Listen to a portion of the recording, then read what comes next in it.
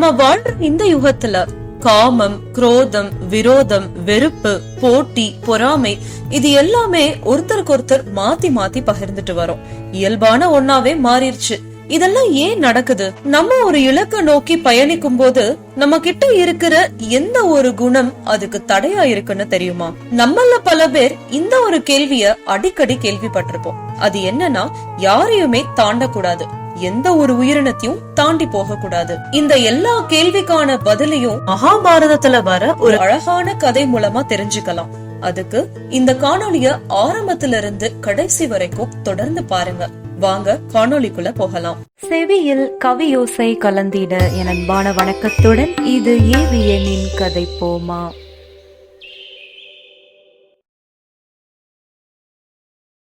முன்னொரு காலத்துல பாண்டவர்கள் வனவாசம் போயிருந்தப்போ நிறைய இடத்துல தங்கியிருந்தாங்க. ஒரு சமயம் அர்ஜுனன் மேலுலகத்துக்கு போய் சிவபெருமான்கிட்ட இருந்து பாசுபாதாஸ்திரம் வாங்க போயிருந்தார். அந்த சமயம் பார்த்து மற்ற பாண்டவர்களும் திரௌபதியும் பத்ரிகாசிரமத்துக்கு போயிருந்தாங்க. அவங்கள பத்ரிகாசிரமத்துல வாழக்கூடிய ரிஷிகள் நல்ல வரவேற்போட வரவேற்றாங்க. பாண்டவர்களும் அவங்க கூட வந்த ஆயிரக்கணக்கான அந்தணர்களும் நரநாராயணன் இருக்கக்கூடிய இடத்துலதான் வசிக்க ஆரம்பிச்சாங்க. அர்ஜுனன் எப்பனாலும் இங்க வரலாம் அப்படின்னு ரொம்ப ஆர்வத்தோட காத்துட்டு இருந்தாங்க. பகல் நேரத்துல பாண்டவர்கள் திரௌபதியோட பக்கத்துல இருக்கக்கூடிய காடுகள்ல சுற்றி திரிய ஆரம்பிச்சாங்க. தாமரை மலர்கள் அள்ளிகளால நிரம்பின சொர்க்க ஏரிகள் அங்க இருந்தது. மரத்தினுடைய கிளைகள் அதுல இருக்கக்கூடிய பழங்களால நிரம்பி அந்த இடைய தாங்க முடியாம தரையில சாஞ்சிட்டு இருந்தது. வானகங்கை குளிர்ந்த நீரோட பக்கத்திலேயே பாஞ்சிட்டும் இருந்தது. இத பாக்குறதுக்கே அவ்வளவு அழகா இருந்தது. அதனால திரௌபதியும் சரி பாண்டவர்களும் சரி நம்ப முடியாத அளவுக்கு மனதளவிலையும் உணர்வுகளாலையும் ரொம்பவே மகிழ்ச்சியோட இருந்தாங்க. நரநாராயணனுடைய இருப்பிடத்துல பாண்டவர்கள் தங்கியிருந்த 6ஆம் நாள் வடகிழக்குல இருந்து காற்று வீசுச்சு. அப்போ 1000 இதழ்கள் கொண்ட சொர்க்க மனம் உள்ள தாமரை மலர் ஒண்ணு திரௌபதி அமர்ந்திருந்த இடத்துக்கு வந்துச்சு. அதுதான் சௌகாந்திகா மலர். பார்க்கவே அவ்வளவு அழகா இருந்தது. திரௌபதி ரொம்ப சந்தோஷமா எடுத்து பார்த்தாங்க. அத திரௌபதி எடுத்துட்டு வந்து பீமன்ட்ட கொடுத்து, இந்த சௌகாந்திகா மலர் எனக்கு ரொம்ப பிடிச்சிருக்கு, நான் இந்த மலரை யுதிஷ்டர் கிட்ட கொடுக்க போறேன். இந்த மாதிரியான மலர்கள் எங்க கிடைக்குதுன்னு பார்த்து அதை நிறைய கொண்டு வந்து என்கிட்ட கொடுங்க. நான் இது வரைக்கும் உங்ககிட்ட எதுவுமே கேட்டதில்ல, நீங்க கொண்டு வருவீங்கன்னு நான் நிச்சயமா நம்புறேன். அப்படியே நீங்க கொண்டு வந்தா நம்ம காவியக வனத்துல உள்ள குடிசைய இந்த மலரால அலங்கரிக்க போறேன் அப்படின்னு சொன்னாங்க. அதுக்கப்புறம் திரௌபதி யுதிஷ்டர் கிட்ட சௌகாந்திகா மலரை கொடுக்க போனப்போ பீமன் தன்னுடைய அன்பான மனைவிய மகிழ்விக்கணும் அப்படின்ற நம்பிக்கையில ஆவலோட புறப்பட்டாரு. காற்றை எதிர்கொண்டு வில்லையும் அம்புகளையும் பிடிச்சிட்டு பீமன் பயமே இல்லாம கந்தமாதான மலையில ஏற ஆரம்பிச்சாரு. உண்மையிலே அவரை பாக்குறப்போ ஒரு பைத்தியம் பிடிச்ச யானை மேல போற மாதிரி ஒரு தோற்றத்துலதான் இருந்தாரு.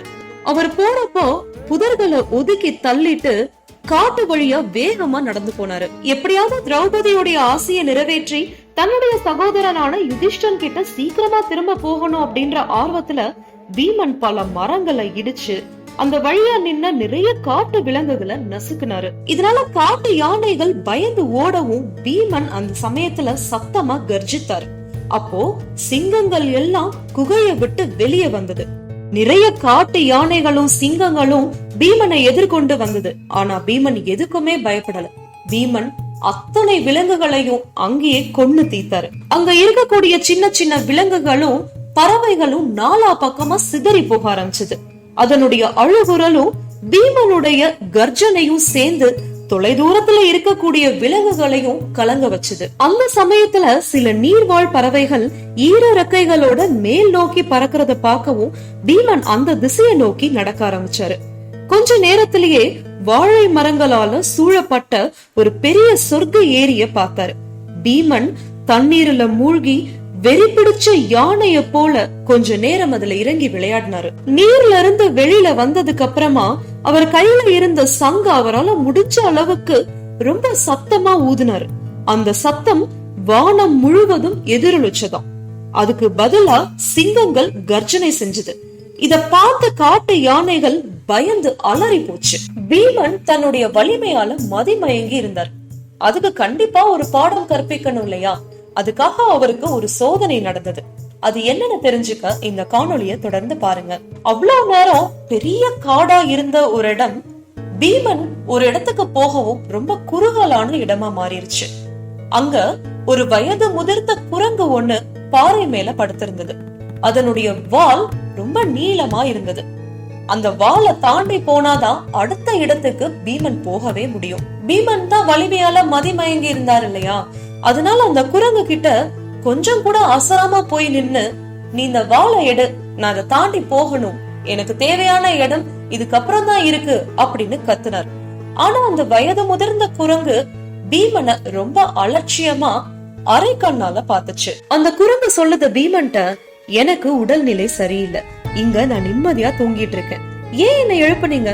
நீங்க ஒரு பகுத்தறிவு உள்ள மனிதர், அதனால நீங்க நல்லொழுக்கத்தை தான் கடைபிடிக்கணும். அதுக்கு பதிலா பல ஜீவராசிகளை கருணை காட்ட வேண்டிய நீங்க ஏன் தேவையில்லாம பல உயிர்களை கொல்றீங்க? இந்த பாதையில இதுக்கு மேல நீங்க போக வேணாம், நான் உங்களை எச்சரிக்கிறேன். ஏன்னா இதுக்கப்புறம் உள்ள பகுதிகள் எல்லாம் துறவரம் செய்யறதுக்காக மட்டும்தான் இருக்கு. இந்த பகுதிகள் தேவதைகளுக்கானது, அதனால மனிதர்கள் இங்க போக கூடாது. நீங்க வேணும்னா கொஞ்ச நேரம் இங்க ஓய்வு எடுத்துட்டு அதுக்கப்புறமா நீங்க வந்த பாதையில திரும்ப போயிருங்க அப்படின்னு சொல்லுச்சு. இத கேட்கவும் பீமனுக்கு கோபம் வந்தது. நான் யாரு தெரியுமா? குரு இனத்தையும் சந்திர இனத்தையும் சேர்ந்தவன், வாயுவுடைய கருணையால குந்தியுடைய வயிற்றுல பிறந்தவன், பாண்டுவுடைய மகன். என்னுடைய பெயர் பீமசேனன். நான் இந்த இடத்தை தாண்டி போகணும், நீ இங்க இருந்து நகரலனா அதுக்கான விளைவுகளை நீ சந்திக்கணும் அப்படின்னு மிரட்டவும் அந்த குரங்கு சொல்லுது, எனக்கு உடம்பு சரியில்லை, நீங்க வேணும்னா என்ன தாண்டி போங்க அப்படின்னு சொல்லுச்சு. உடனே பீமன் சொல்றாரு, நான் அப்படி செய்ய மாட்டேன், பரமாத்மா ஒவ்வொருத்தருடைய உடல்லயும் இருக்காரு, அவரை நான் அவமதிக்க மாட்டேன். இல்லனா அனுமன் இலங்கைக்கு பாஞ்சது மாதிரி நானும் மலை முழுவதையும் தாண்டி குதிக்கதான் போறேன் அப்படின்னு சொன்னாரு. இத கேட்கவும் அந்த குரங்கு, யார் இந்த அனுமன் அப்படின்னு கேட்டது. உடனே பீமன் சொல்றாரு, அவர் என்னுடைய சகோதரன், நீண்ட காலத்துக்கு முன்னாடி ராமர் கூட அவர் தான் இருந்தாரு. மாய பரிபூர்ணத்தையும் பெற்ற அனுமன் கடல் கடந்த இலங்கைக்கு 100 யோஜனை தூரம் எளிதில போயிட்டாரு. ஏ குரங்கே, நான் எல்லா வகையிலயும் என்னுடைய சகோதரனுக்கு சமம்தான், நீ ஒதுங்கி போறதுதான் உனக்கு நல்லது, அப்படி இல்லைன்னா யமதர்மராஜா கிட்டதான் நீ போகணும், என்னுடைய வலிமைய பாக்குறியா அப்படின்னு மிரட்டுறாரு. இத கேட்கவும் அந்த குரங்கு சொல்லுது, என்னுடைய முதுமைய கருத்துல வச்சுக்கிட்டு என் மேல கருணை காட்டுங்க, என்னால எழுந்திருக்க கூட முடியாது, அதனால தயவு செஞ்சு என்னுடைய வாளை ஒதுக்கி வச்சுட்டு நீங்களே இங்க இருந்து போங்க அப்படின்னு சொல்லவும் பீமன் சொல்றாரு, நான் இந்த முட்டாள் குரங்கோட வாளை பிடிச்சு யமதர்மராஜாவுடைய இருப்பிடத்துக்கு கொண்டு போய் சேர்ப்பேன் அப்படின்னு நினைச்சாரு. லேசா சிரிச்சுக்கிட்டே பீமன் தன்னுடைய இடது கையால அந்த குரங்கனுடைய வாளை பற்றிக்கிட்டார். ஆனா என்ன ஒரு ஆச்சரியம், அந்த குரங்கனுடைய வாளை ஒரு அங்குலம் கூட அவரால் அசைக்கவே முடியல. அதுக்கப்புறம் பீமன் அந்த வாளை 2 கைகளாலையும் உறுதியா பிடிச்சுக்கிட்டாரு. ஆனா தன்னுடைய முழு வலிமைய செலுத்தினாலும் கூட அவருடைய புருவங்கள்லாம் சுருங்க ஆரம்பிச்சிருச்சு. அப்ப கூட அந்த குரங்கனுடைய வாளை கொஞ்சம் கூட அசைக்கவே முடியல பீமனால. பீமனுக்கு ரொம்ப அவமானமா போச்சு. உடனே அந்த குரங்கு பக்கத்துல போய் நின்னாரு, கை கூப்பி மன்னிப்பு கேட்டாரு. பீமன் ஒரு சரணடைந்த சீடனா அந்த குரங்கு கிட்ட போய் நின்னாரு. அதுக்கப்புறம் கேக்குறாரு, நீங்க யாரு, ஏன் இங்க இருக்கீங்க அப்படின்னு கேட்கவும் அந்த குரங்கு சொல்லுது, நான் தான் வாயுவின் மகன் அனுமன் அப்படின்னு சொல்லுச்சு. அனுமன் தன்னுடைய வாயாலேயே ராமாயணத்தை பீமன் கிட்ட சொன்னாரு. பீமனும் ரொம்ப ஆர்வமா கேட்டாரு. அதே ஆர்வத்தோட நீங்களும் கேட்கணும் இல்லையா? நம்மளோட சேனல்ல ராமாயணத்துக்குன்னு தனியா பிளேலிஸ்ட் இருக்கு, அத போய் கண்டிப்பா பாருங்க. சரி, இப்போ கதைக்கு வருவோம். பீமன் தான் வலிமையால மதிமயங்கி இருந்தாரு இல்லையா, அதுக்கு ஒரு சோதனை வச்சு பாடம் புகட்டணும் அப்படின்னு நினைச்சது அனுமன் தான். ஏன்னா அனுமனுடைய சகோதரர் தான் பீமன். 2 பேரும் வாயுடைய புத்திரர்கள். பீமன் கேக்குறாரு, ஒவ்வொரு யுகத்தோடைய குணாதிசயங்களையும் நான் கேட்க விரும்புறேன் அப்படின்னு சொல்லவும் அனுமன் சொல்றாரு, சத்திய யுகத்துல எல்லாமே சரியாதான் நடந்தது. அந்த காலத்துல தேவர்கள், அசுரர்கள், கந்தர்வர்கள், யட்சர்கள், ராட்சசர்கள், நாகர்கள்னு யாருமே கிடையாது. எந்த பொருளையும் வாங்கவும் வேணாம், விற்கவும் வேணாம். யாருமே உடல் உழைப்புல ஈடுபட வேண்டிய அவசியமே இல்ல. ஏன்னா வாழ்க்கைக்கு தேவையான எந்த பொருளையும் சிந்திச்சு பார்த்தாலே போதும் அவங்கள வந்து சேர்ந்துரும். சத்திய யுகத்துல பேராசை, பொறாமை, பெருமை, பயம், பாசாங்குத்தனம்னு எதுவுமே கிடையாது. எந்த சர்ச்சையும் இல்ல.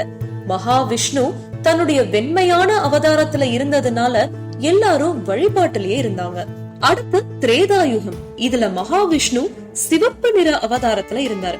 அறம் 4ல் 1 பங்கா குறைஞ்சதுனால தியாகம் செய்யக்கூடிய முறை இந்த யுகத்துலதான் அறிமுகமாச்சு. இந்த யுகத்துல மக்கள் தங்களுடைய இலக்குகளை அடையிறதுக்காக வழிமுறைகளை உருவாக்கிக்கிட்டாங்க. ஏன்னா வாழ்க்கை தேவைகள் தானா உற்பத்தி செய்ய முடியவே இல்ல முன்ன மாதிரி. இப்போ இந்த துவாபர யுகத்துல மகாவிஷ்ணு உங்களுடைய உறவினரா கிருஷ்ண அவதாரத்துல இருக்கிறாரு. பரமாத்மாவுடைய இந்த தோற்றம் ரொம்பவே சிறப்பு வாய்ந்தது. மஞ்சள் நிறத்துல இருக்கிறாரு. இது கடவுளுடைய மற்ற எல்லா விரிவாக்கங்களுக்கும் ஆதாரமா இருக்கு. இந்த காலத்துல இரையச்சம் பாதியா குறைஞ்சிருச்சு. இதனால காமம், நோய்கள், இயற்கை சீற்றங்கள் அதிகமாயிருச்சு. பீமா, வரவிருக்கும் கலியுகத்துல மனிதர்கள் எல்லா கெட்ட குணங்களையும் படிப்படியா வெளிப்படுத்துவாங்க. இந்த சமயத்துல வேதங்கள், தியாகங்கள், அறம் எல்லாம் பயனற்று போயிரும். நோய், சோர்வு, கோபம், குறைபாடுகள், இயற்கை அழிவுகள், சோதனை, பயம் இதுதான் ஆட்சி செய்ய ஆரம்பிக்கும். உயிரினங்களுக்கு பேரழிவு ஏற்படும். இந்த சமயத்துல மகாவிஷ்ணு கருப்பு நிறத்துல இருப்பாரு. போதும் பீமா, நீ இங்க இருந்து கிளம்பு. உன்னுடைய சகோதரர்கள் உனக்காக காத்துட்டு இருப்பாங்க ரொம்ப கவலையோட அப்படின்னு சொல்லவும் பீமன் சொல்றாரு, அனுமனே, நீ இலங்கைக்கு போகும்போது பிரம்மாண்டமான வடிவத்தோட தானே இருந்த. அத நான் பார்க்கணும். அத பார்க்காம என்னால வெளியேற முடியாது அப்படின்னு ரொம்ப உறுதியா சொன்னாரு. இத கேட்கவும் அனுமன் சிரிச்சுக்கிட்டே, இலங்கைக்கு போகும்போது எவ்வளவு பிரம்மாண்டமான தோற்றத்துக்கு போனாரோ அந்த மாதிரி தன்னுடைய உடலை விரிவுபடுத்தினாரு. இதனால தன்னுடைய சகோதரனை திருப்திப்படுத்த அனுமன் மலை போல பெரியவராகி செம்பு நிற கண்களையும் கூர்மையான பற்களையும் வெளிப்படுத்தினாரு. இந்த கோபுர வடிவத்தை பார்க்கவும் பீமன் வியப்படைஞ்சாரு. அற்புதமான வடிவத்தை பார்க்கும் போது பீமன் அவருடைய கண்களை மூட வேண்டியது இருந்தது. அவ்வளோ பிரகாசமா இருந்தாரு அனுமன். அனுமன் பீமன்ட்ட சொல்றாரு, உண்மையிலே நான் விரும்பியபடி என்னுடைய உடலை விரிவுபடுத்திக்க முடியும். உண்மையிலே நான் என்னுடைய எதிரிகளை எதிர்கொள்ளும் போது என்னுடைய தேவைக்கேற்ப என்னுடைய அளவு தானாவே அதிகரிச்சிரும் அப்படின்னு சொன்னாரு. அதுக்கப்புறமா அனுமன் கொஞ்ச நேரத்துல சாதாரண உடல் தோற்றத்துக்கு வந்தாரு. அனுமனும் பீமனும் கட்டி தழுவிக்கிட்டாங்க. அப்போ பீமன் கேக்குறாரு, அனுமனே, ராமர் ஏன் தனிப்பட்ட முறையில ராவணனோட போரிடணும்? ராட்சசர்கள் எல்லாரையும் ஒரே நேரத்துல நீங்களே கொண்டிருக்கலாமே அப்படின்னு கேட்கவும் அனுமன் ஆணித்தனமான குரல்ல சொல்றாரு, நீங்க சொல்றது உண்மைதான். ராவணன் எனக்கு இணை கிடையாது. அதனால நான் அவனை கொல்ல விரும்பல. ஏன்னா அது என்னுடைய நித்தியமாக வழங்கப்படும் ஸ்ரீ ராமனுடைய புகழ மறைச்சிரும் அப்படின்னு அனுமன் சொல்லிட்டு அந்த சௌகாமிகா மலர் இருக்கக்கூடிய வனமும் குபேரனுடைய தோட்டங்களுக்கு செல்லக்கூடிய பாதையையும் பீமனுக்கு சுட்டி காமிச்சாரு. பீமா, நீ ரொம்ப எச்சரிக்கையா இருக்கணும். இந்த பகுதிகள் ரொம்ப கடுமையான எச்சர்களாலும் ராட்சசர்களாலும் பாதுகாக்கப்படுது. அதனால அந்த தாமரை மலர்கள்ல எதையுமே வலுக்கட்டாயமா எடுக்க முயற்சி செய்யாத. முதல்ல தெய்வங்களுக்கு பொருத்தமான பிரார்த்தனைகளை செஞ்சு அவங்களுடைய ஆதரவை வாங்கிக்கோ. அப்போ உன்னுடைய ஆசை சீக்கிரமா நிறைவேறும் அப்படின்னு அனுமன் சொன்னாரு. பீமன் அங்க இருந்து கிளம்ப ஆயத்தமாகும் போது அனுமன் சொல்றாரு, பீமா, உன்னை சந்திச்சதுல எனக்கு ரொம்பவே சந்தோஷம். மனித உருவத்துலதான் ராமர் இருந்தாரு. மனித உருவத்துல உன்னை பார்த்ததுல எனக்கு ரொம்பவே சந்தோஷமா இருந்தது. தயவு செஞ்சு என்கிட்ட ஒரு வரம் கேளு அப்படின்னு சொன்னாரு. எனக்கு வேணும்னா நான் இப்பவே போய் திருதராஷ்டிரனுடைய எல்லா மகன்களையும் கொல்லட்டுமா, இல்லனா துரியோதனனை கைது செஞ்சுட்டு வரட்டுமா அப்படின்னு கேட்டாரு. இத கேட்கவும் பீமன் சொல்றாரு, அனுமனே, உங்களுடைய வாழ்த்துக்களை பெற்றது மூலமா என்னுடைய வெற்றி உறுதியாயிருச்சுன்னு நினைக்கிறேன். நானும் என்னுடைய சகோதரர்களும் எப்பவுமே உங்களுடைய பாதுகாப்புல இருக்கணும். அதுதான் என்னுடைய ஆசீர்வாதமாவும் உங்ககிட்ட இருந்து எனக்கு கிடைச்ச வரமாவும் இருக்கணும் அப்படின்னு கேட்டாரு. இத கேட்ட அனுமன் சொல்றாரு, உங்களுக்கும் கௌரவர்களுக்கும் நடக்க போற போர்ல நான் அர்ஜுனனுடைய கொடிமரத்துல என்ன நிலைநிறுத்தி உங்களுக்கு உதவுவேன். என்னுடைய உக்கிரமான கர்ஜனையால உங்களுடைய எதிரிகளுடைய பலத்தை குறைப்பேன். அதனால அர்ஜுனனால சீக்கிரமே எதிரிகளை தாக்கி வெற்றி அடைய முடியும் அப்படின்னு சொன்னாரு. பீமன் தன்னுடைய நன்றியையும் பாசத்தையும் வெளிப்படுத்த நினைச்சாரு. ஆனா அந்த சமயத்துல அனுமன் அங்க இருந்து மறைஞ்சிட்டாரு. அதுக்கப்புறம் என்ன, பீமன் கந்தமாதான மலையில தொடர்ந்து ஏற ஆரம்பிச்சாரு. பாதையில போகும்போது அவருடைய மனம் அனுமன் பற்றின எண்ணங்களே மூழ்கி இருந்தது. சூரியனை போல பிரகாசிக்க கூடிய எண்ணற்ற தங்க சௌகாந்திகா தாமரை மலர்கள் வளர்ந்த ரொம்ப அழகான ஏரிக்கு பீமன் வந்து சேர்ந்தாரு. நற்பகல் அந்த சமயம். கடைசியில தன்னுடைய இலக்கை நிறைவேற்றிட்டதா உணர்ந்த பீமன் குளிர்ந்த தெளிவான நீரை குடிச்சிட்டு அந்த மலர்களை சேகரிக்க தயாரானாரு. இந்த இடம் குபேரனுக்கு சொந்தமான இடம். இந்த ஏரிய குரோதவாஷான்னு சொல்லக்கூடிய ஆயிரக்கணக்கான ராட்சசர்களால பாதுகாக்கப்படுது. இந்த ராட்சசர்கள் பீமன் அந்த மலர்களை பறிக்கிறதுக்கு ஆயத்தமாறதுக்காக ஏரிக்குள்ள நுழையறத பாத்துட்டாங்க. உடனே அவங்க எல்லாரும் முன்ன வந்து, நீ யாரு, ஏன் இங்க வந்த அப்படின்னு கத்துனாங்க. பீமன் தன்னை அறிமுகப்படுத்திட்டு சொல்றாரு, என்னுடைய மனைவி திரௌபதியுடைய விருப்பப்படிதான் இந்த மலர்களை பறிக்கிறதுக்காக நான் இங்க வந்தேன் அப்படின்னு சொல்லவும் அந்த ராட்சசர்கள் சொல்றாங்க, நீங்க இங்க இருந்து ஒரு மலரை கூட பறிக்க முடியாது குபேரனுடைய அனுமதி இல்லாம. இங்க இருக்கக்கூடிய தேவர்கள், பெரிய பெரிய ரிஷிகள் கூட அவருடைய சம்மதம் இல்லாம இந்த மலரை தொடக்கூட மாட்டாங்க. இந்த அறிவுரைகளை நீங்க புறக்கணிக்கணும்னு நினைச்சீங்கன்னா பெரிய அழிவை நீங்க சந்திக்க நேரிடும் அப்படின்னு எச்சரிச்சாங்க. இத கேட்கவும் பீமன் சொல்றாரு, இங்க நான் எந்த குபேரனையும் பார்க்கல, அதனால அவருடைய அனுமதியை நான் பெறல. அப்படியே குபேரன் இங்க இருந்தாலும் நான் அவருடைய அனுமதியெல்லாம் பெற மாட்டேன். ஏன்னா யார்கிட்டயும் அனுமதி கேக்குறது சத்திரியனுடைய தொழிலே கிடையாது. அது மட்டும் இல்லாம இந்த ஏரி இயற்கைக்கு சொந்தமானது, எந்த ஒரு நபருக்கும் சொந்தமானது கிடையாது. எல்லா உயிரினங்களுடைய பயன்பாட்டிற்காக இது திறக்கப்பட்டுள்ள ஒரு ஏரி அப்படின்னு சொல்லிட்டு பீமன் ஏரியில இறங்கினார். அவருடைய துடுக்குத்தனத்தினால கோபமடைந்த ராட்சசர்கள் அவரை பிடிக்கிறதுக்காக முன்னாடி போனாங்க. இத பார்த்த பீமன் அந்த நீர்ல இருந்து வேகமா வெளியில வந்து அவங்க எல்லாத்தையும் தாக்குறதுக்கு ஆயத்தமானாரு. குரோதவாஷர்கள் கோபத்தோட அவரை சூழ்ந்ததுனால பீமன் தாக்க ஆரம்பிச்சாரு. நிறைய பேருடைய தலைகளையும் கைகளையும் நுறுக்குனாரு. 100 ராட்சசர்களை கொண்டுட்டாரு. அதனால மிஞ்சிய இந்த ராட்சசர்கள் பயந்து ஓடிட்டாங்க. அதுக்கப்புறம் என்ன, பீமன் அந்த ஏரியில இறங்கினாரு, அமிர்த நீரை குடிச்சாரு. அவருக்கு வலிமையும் புத்துயிரும் கிடைச்சது. அதுக்கப்புறம் தான் அங்க இருக்கக்கூடிய சௌகாந்திகா மலரை பறிக்கிறாங்க. அந்த சமயத்துல அங்க இருக்கக்கூடிய ராட்சசர்கள் குபேரன்ட்ட போய் அந்த விஷயத்த சொல்றாங்க. ஒருத்தர் அத்துமீறி உள்ள நுழைஞ்சு எல்லா மலர்களையும் பறிச்சு சேகரிக்கிறான் அப்படின்னு தெரிவிச்சாங்க. இத கேட்டு குபேரன் சிரிச்சுக்கிட்டே சொல்றாரு, பீமன் எவ்வளவு சௌகாந்திகா மலர வேணும்னாலும் எடுத்துக்கிட்டு போட்டும், நீங்க கவலைப்பட வேணாம். நீங்க இங்க வரதுக்கு முன்பாவே அவருடைய வருகைய பத்தி நான் அறிஞ்சிருந்தேன் அப்படின்னு குபேரன் சொல்றாரு. இன்னொரு பக்கம் இருக்க யுதிஷ்டனுக்கு ஏதோ கெட்ட சகுனங்கள்லாம் தெரிஞ்சது. இத பார்க்கவும் அவருக்கு பயம் வந்தது. யாரோ நம்மள சேர்ந்தவங்க ஆபத்துல இருக்காங்கன்னு நினைக்கிறேன் அப்படின்னு வந்து பார்த்தா நகுலனும் சகாதேவனும் இருக்காங்க. திரௌபதி ஒரு பக்கம் அமர்ந்திருந்தாங்க. திரௌபதிட்ட யுதிஷ்டர் கேக்குறாரு, பீமன் எங்க, அவன் எங்க போனான், ரொம்ப நேரமா நான் அவனை பார்க்கவே இல்லையே அப்படின்னு பதற்றத்தோட கேட்டாரு.